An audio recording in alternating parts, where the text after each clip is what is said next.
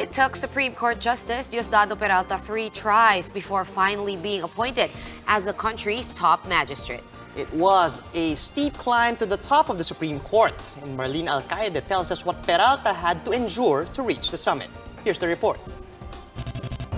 I'm not a top-notch chef. I'm not an honorary student. But I think I was able to compensate with the work that I've done. These were the words of then applicant for the Chief Magistrate post, Associate Justice Diosdado Peralta. In his interview with the Judicial and Bar Council, Peralta admitted to a lackluster record as a student, but he says he's more than made up for it. Perhaps the third time's the charm for Peralta. He applied for Chief Justice twice in the past, and on Wednesday, the President officially gave him the job. The Supreme Court has officially received a copy of the appointment papers of Diosdado M. Peralta as 26th Chief Justice of the Philippines.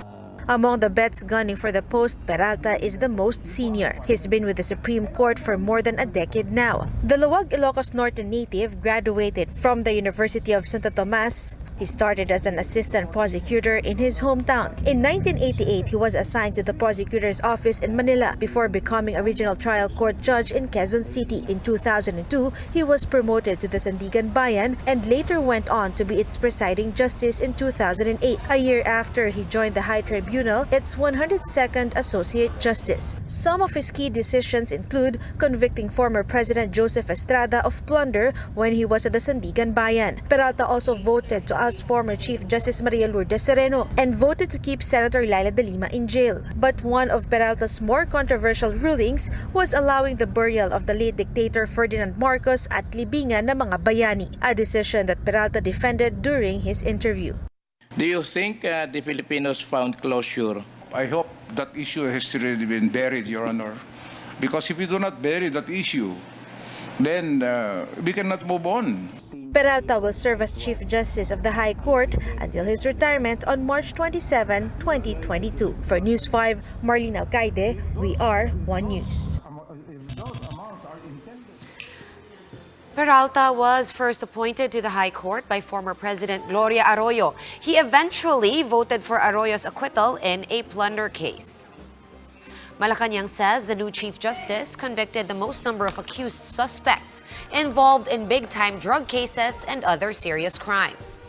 Spokesperson Sal Panelo says the palace is confident that the High Tribunal is in good hands with Peralta at the helm. Senator Ping Lacson echoed this, saying the president could have not chosen a more qualified Chief Justice. The lawmaker explained that he often sought Peralta's opinion in order to prepare for debates at the plenary. Senate Blue Ribbon Committee Chair Dick Gordon urged the new top magistrate to continue providing quick and independent judgment in his term as Chief Justice. And over at the lower house, Majority Floor Leader Martin Romualdez also threw his weight behind Peralta, saying that his loyalty to the Constitution will guide the nation's leaders in their quest for a better justice system. And finally, IBP President Domingo Cayosa expressed hope that Peralta's leadership will usher in an era of speedy case resolution given Peralta's reputation of expediting court processes.